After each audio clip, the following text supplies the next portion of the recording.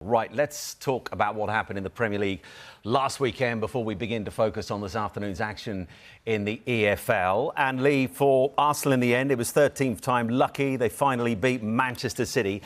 In terms of what this does now for belief, for them and the title race once again, was this almost more significant than the 3 points themselves? Yeah, it's massive, wasn't it? You know, I think the game overall, I mean, it wasn't a fantastic game to watch for me, but it was all about the result for Arsenal. It really was, and I think momentum-wise and having that belief again, you know, it's only going to just stand them up in good stead. You know, I do think Arsenal have been excellent this season. I still feel that Manchester City. I've looked at Man City, to be honest, and I know you've asked me about Arsenal, but I just don't feel that balance is quite right at this moment in time. And the reason I say that is... In what particular area? I just think that, well, in the forward areas, Haaland's obviously not scoring goals, but what I've looked at and I've sort of tried to pinpoint where and what, and it's the obvious reasons. Rodri's not playing, De Bruyne's not fit, but then I've looked at where the creativity has come from for Haaland last season more so. And Riyad Mahrez, you know, I'm looking at his league form last season, he had 10 assists. De Bruyne, 16 assists. That's 26 assists you're taking out of your team, plus goals on top of that. Alvarez, I think he's more of a goal scorer. He's not one that's really good. I'm not saying he's not going to put one on a plate for Haaland, but, you know, I just look at the way they're balanced at this moment in time, and I feel it's really interrupted that forward line, and that's why I feel that Haaland's not getting as much service. Yes, we know that De Bruyne is absolutely top drawer and one of the world's best at creating and putting balls on a plate for centre forwards, and he proved that. But I just felt that watching Manchester City against Arsenal last week, I just thought that wasn't the Man City that I feel that should really go and dominate. I still think they will go and win the league, but I think for Arsenal, I think it's only going to give them so much confidence going forward this season, because they've got a squad there that certainly can go and push.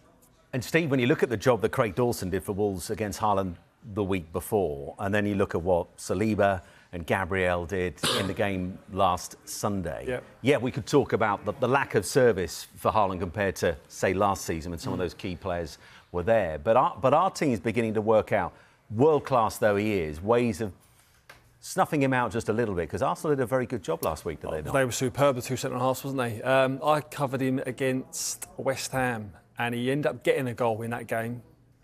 Created chances, missed a few good chances as well. The thing I've noticed about him of late is his body language. His body language... Frustrated? Looks very, very frustrated. Even in games, after the games, you can take it especially from a striker. Listen, we've all played with strikers, they're all selfish. We've got, one sitting 2 chairs down from me. So, listen, when they come off and they haven't scored, or even if they've scored and they haven't scored 2 or 3, you get it. But I think even in the game now, he's getting a little bit frustrated, probably by the players that he's used to, putting it on a plate for him. And he's missing good chances himself that he should be tucking away as well. So, look, I think they'll be thereabouts. I think whoever finishes above Man City will win it. Just touching on Arsenal, the one thing with Arsenal is, towards the end of the season, have they got the mettle to really go and do it? Because I think the last 2 seasons they've fallen off. But this is one hurdle, OK? It's only one, but it is a significant one they've got over last week. And it's a culture, it's an environment. He's improving week in, week out, Mikel Arteta. But that would be the only worry for me still at the end of the season, when there's 4 games to go, if they're in the mix, have they got what it takes? I think it's different this year, though. I really do. I think there's more teams in it. We're talking about many? Tottenham. Tottenham have to be in it. At this moment in time... What, in the title race or the battle for the top 4/5? Why not? I think the manager, Postecoglou's done a magnificent job there. I think they might struggle with numbers, but if they're there or thereabouts around January when the window opens, why can't they go and invest again? Daniel Levy might have to go and do that. Bentancur hasn't kicked a ball yet. He's one of the best midfield players they got. This guy... Postecoglou has improved the players what they've had, which we felt weren't good enough, for the last couple of seasons. Arsenal are going to be there, of course they are. Liverpool, we know, are going to be there. Possibly Newcastle, with the run. Champions League might play a part, how far they go in that. Man United, I don't think they're in the race. And then you've got Villas and Brightons. But one thing is for sure, Arsenal now are a better team than they was last year because of Declan Rice. Because of one single player. Declan Rice is the difference. He put out so many fires. No wonder Haaland can't come off and try. Did they win that game last week without him? I think he plays a massive part in the way they've gone about that. I think they tweaked it a little bit. I think they were clever. Rather than just going on the front foot and saying, we'll go toe-to-toe with you, they've been beat time and time again doing that. They changed it a little bit more pragmatic, helps with Declan Rice. And I think they waited for their time. That layoff at the end there for the goal from Havertz is one of the best things he's done. He didn't just fire it back. He just tried. Not a lot of people would notice. Why are you it. laughing, Lee Hendrie? He's got a valid point. He's done hardly anything at this football club at the moment. But I really think he's got quality. But he's given a penalty. They made him take it. I think the other thing with Arsenal is you're talking about come the end of the season at that point. I would say more that can they keep those two fit at the back, because I think them two as a partnership are very, very good. And I think, Declan Rice has obviously made a huge difference, but the three of them in that little triangle and the way they can commit bodies forward because of those three. Man City have had injuries early on and obviously Rodri out. I think if Arsenal have that at a testing time, could that be the difference where it's that tight this season? It's tighter this season. I think that might play a big part in it if they can stay fit. Having said all that without the other teams, if I had to manage one team and he was to give me a squad of players, I'd have Man City, thank you. Yeah. You know, straight away. I mean, I think they've got the quality. I think if you're Erling Haaland now, I mean, you're strikers, you two. You know, who are you missing? There's one player. There's one player you want back fit. Yeah. After That's training, why he's got the ump. Yeah, when I train... He's probably going to go and massage him. Exactly. Get him back out there, mate. It's not official news, by the way. Clinton, just expand. That's enough, Mackie. Just expanding this chat on the title race. Let's talk about Tottenham. Tim's touched on them already. I think 1960, the last time they had 20 points after 8 games. We focus often on what's happening up front with the likes of Maddison and Son, but 8 conceded. That's the best since the days of Vertonghen and Alderweireld. Romero and Van der Ven look increasingly quite a special centre-back pairing, don't they? Yeah, and I think Van der Ven has made Romero a better player. He's not losing his head as much. That's what he needed, because there were confidence issues last season. He did, and he's younger than him, but Van der Ven, everyone thought when he came in, he can cover the ground. The young lad can cover the ground. He scored the winning goal against Luton. I covered the game here where Maddison, brilliant feet, and it's a good finish. But I think the combination play between the two of them is really good. Romero's aggressive. He can defend. We know he's a good defender, but sometimes head loss. He just loses his head and get a yellow card, then make another silly tackle and get a red card. He's so important to that team at the moment. And Van der Ven could be one of the signings of the summer, the season. Sorry, he's been outstanding. He's big. He's aggressive. He's comfortable in possession, and that's down to the manager, Postecoglou. As Tim said, it's been outstanding. They will miss Basuma though. He did get sent off. He's been outstanding for them. So someone has to fill in from. As Tim said, they have got Bentancur. We don't know when he's going to be fit, but they will miss him. But this is the goal here. It's brilliant from Maddison. Short corner, Van der Ven. That is a good finish as well. You don't want to use his right foot. He opens up his body onto his strong left foot and just guides it into that far corner. And they've just been out. But Luton did have chances, and the two centre-backs had to defend. And they defended brilliant. And another player I'd mentioned who's been outstanding, Ndogi, the left-back. Because no one knew about Ndogi, and that was a problem position for Tottenham. He's come in at a young age and been outstanding. Vicario's done well. Exactly, the goalkeeper as well. It was all question marks of who's going to replace Hugo Lloris. Are they going to bring in Raya? So their recruitment this season has been outstanding. Dare I say it? Pedro Porro's done well. Oh yeah, because Tim wasn't his number one fan. No. Let me tell you. What are you now? Number 3 fan? Number 2? I wasn't his number 1 fan because he was asked to get played in a position as a right back and just stay there and just to defend. It's not what he's good at. He's good at going on the offensive. He gets forward. He gets there at the right time. He's aggressive. He wins the ball back. For me, the manager. They are at the moment. I listen to people say they're a better team without Harry Kane. No, they're not. They're a better team with this manager in charge. They are Harry Kane away from challenging. You cannot say they're a better team without Harry Kane, can you? I mean, you just simply can't. But he's been brilliant. So do you share, Lee, what Tim's been saying, that this Tottenham side are part of the title race long term? I think I literally looked when Kane had gone and I thought Spurs are going to drop off it. But it's actually worked in their fact. I think the style, and I think, we're talking about players that we probably wouldn't have talked about in fullbacks getting forward. But then you look at the front four, really, and I just like the style that they're playing. I like what the manager's doing first and foremost. But Kulusevski, Richarlison, Son, there's so much movement and energy through that front line.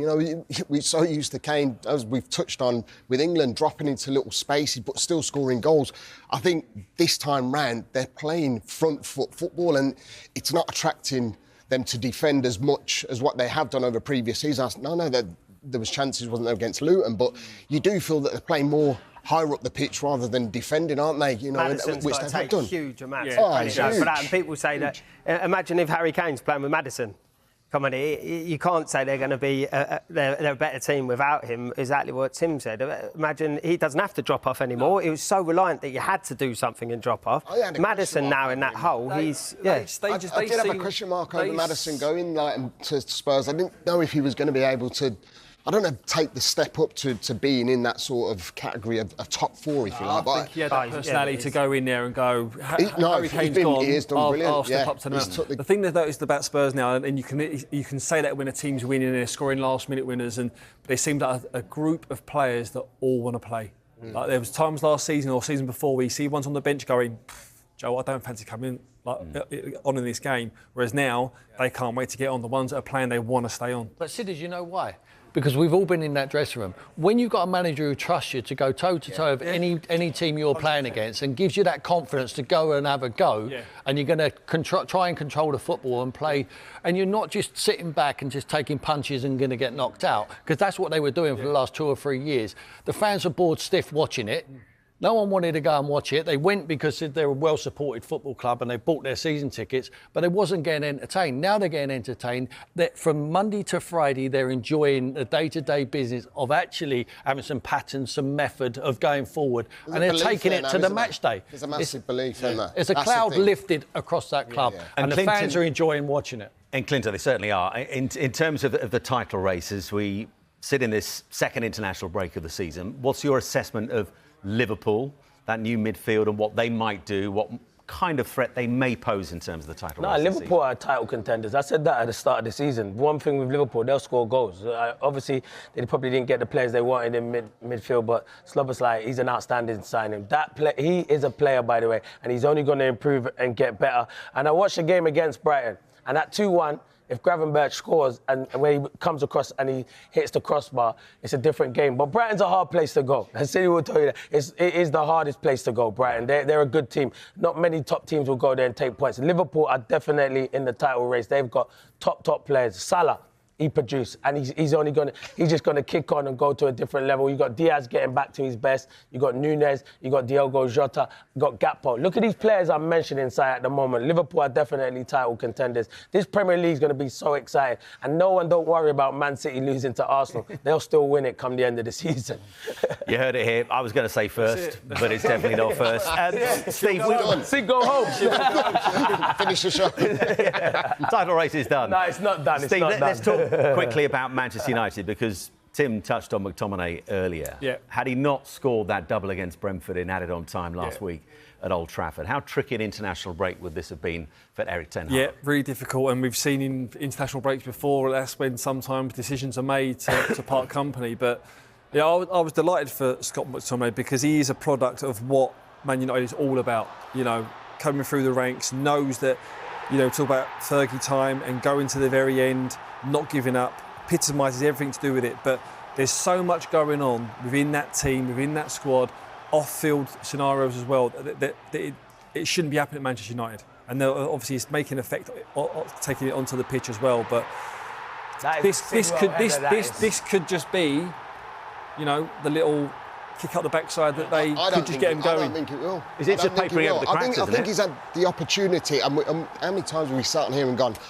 this could be the kick-on for Manchester United? It's that vicious cycle, isn't it? It is, and do you know what? They go to Sheffield United away. Listen, they go there and get a result. I think that'll be a game that they should go and win. But then it's Copenhagen in the Champions League, and then the small matter of Manchester City at home. Exactly. So then you've got another two big fixtures coming up, and I don't see it. I'll tell you, the only way I see it is if he's got every single player fit in that squad that he can go, right, I can pick my best 11 here and really give it a go. You don't know what his best 11 is? Well, I'm saying he's missing Shaw, isn't he, who's massive out in that. But has he not got some really big calls to make? I mean, Marcus Rashford came on for England last night, only one goal so far this season. Question marks over Onana. I mean, you look at Casemiro, Tim, his legs look gone at the moment. He's got some big calls to make, has he not, when they come back? I just think he seems to pick superstars, the 50, 100, 70 million pound players. He throws them onto the pitch and he hopes one of them does something to get him out of the mire. That's what's happened. And he's had to go to an academy kid to come on in the last few minutes to do that for him now. Hannibal got into that side. Now, say what you want about him, and people will say, well, he's not a £100 million player, he's not this, he's not that. He went to Birmingham, he's done his apprenticeship, he's worked hard on loan there, he's come back. He was, for me, man of the match in a couple of their games, and as soon as someone else is fit, he's out the door, sit on the bench, son, someone else comes in and strolls around the pitch, don't want to run back, don't want to go and get the ball back. It's up to the manager to put the cocktail together. Can't all be superstars. You look at the best Man United teams who we used to play against. There was a lot of academy boys there. When you cut them in half, they bleed the colour of the club. It means more to them. He hasn't got enough of that, and he's worried about putting them in ahead of the superstars. Now, for the superstars, when they're doing well, brilliant, keep them in your side. At the moment, they're not doing well. You have to be brave enough to sit them on the bench and put who you think's going to go and do the job for that badge. That is a magnificent football club, the biggest in the world. Someone that's going to want to play for Man United. Some of them guys look like they're doing Man United a favour by being there, and it ain't good enough. But Tim, what about like Maguire, Sancho? Yeah. You know, he's playing Palestri out there. He doesn't know. He doesn't know what it is. But what I'm saying, why doesn't he just get that squad together? Get the players that he knows who are going to put a shirt on and perform. Listen, whether people don't like Maguire or not, his numbers defensively. Maguire's becoming a better player, Lee, sitting on the bench. I know, but the thing is, the whole... Varane has done nothing since he's been We spoke about Tottenham. The main thing we've all agreed on with Tottenham is that they all want to be there. The culture's right, and it's coming down from the top, and everyone talks about the ownership at Man United not being right. But you were saying, why can't he get all the players? The culture from the top's not right. The players don't look happy as a club. And it's all fed through all the way through the squad. Do you get rid of Ten Hag? Sancho's already... No, because I don't think it's Ten Hag's problem. You think it's higher up than that? Yeah, but it's all... It's from the top that it's filtered down. Now it's got... People have got the right there to go, he's picking him because he's a bigger name than me. People are moaning and it's coming out of the football club. So it's not... We all know, going in, day out, when it's not a good culture at a football club...